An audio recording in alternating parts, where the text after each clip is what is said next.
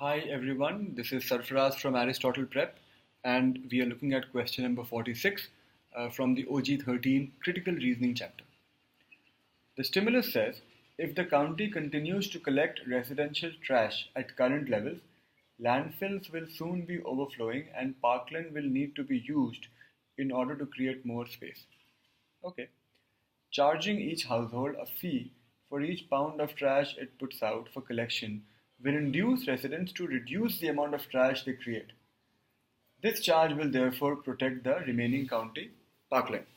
So the argument is very simple. It says, in order to protect the county parkland, you should install or put forth a charge for the garbage that people put out. So people will be asked to pay depending on the amount of garbage that they put out.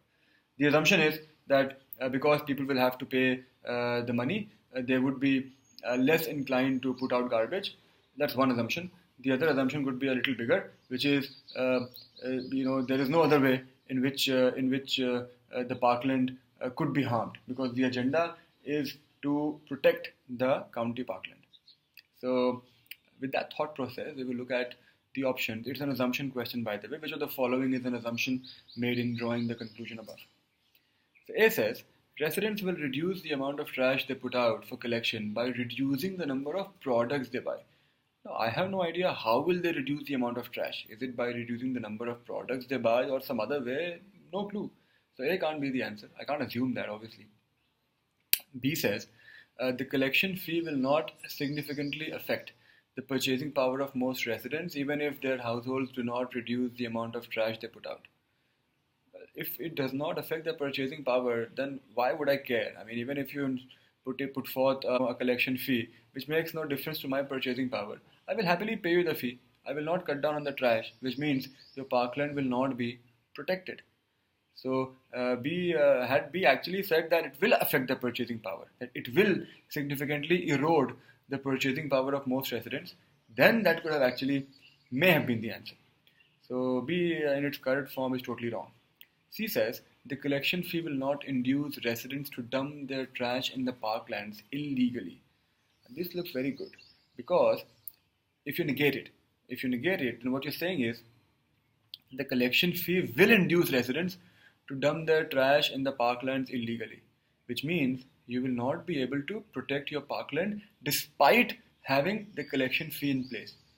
So C, if negated, causes the argument to fall apart. C definitely should be the answer then. We will look at the other two options also. D says the beauty of county parkland is an important issue for most of the county's residents. But I don't think the argument makes any mention of beauty anywhere. So there's no way I can make an assumption about beauty when the argument doesn't even talk about it. E says landfills outside the county's borders could be used as dumping sites for the county's trash.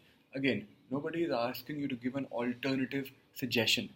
The question is whether putting forth this collection fee will protect county parklands or not. And when you say it will protect county parklands, what are you assuming? You're obviously assuming C, which should be the answer.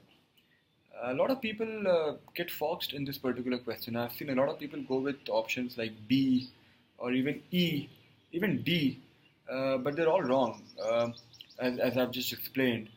So on a difficulty scale of 1 to 5, this would be a difficult question, a 3.5 for sure. Have a nice day.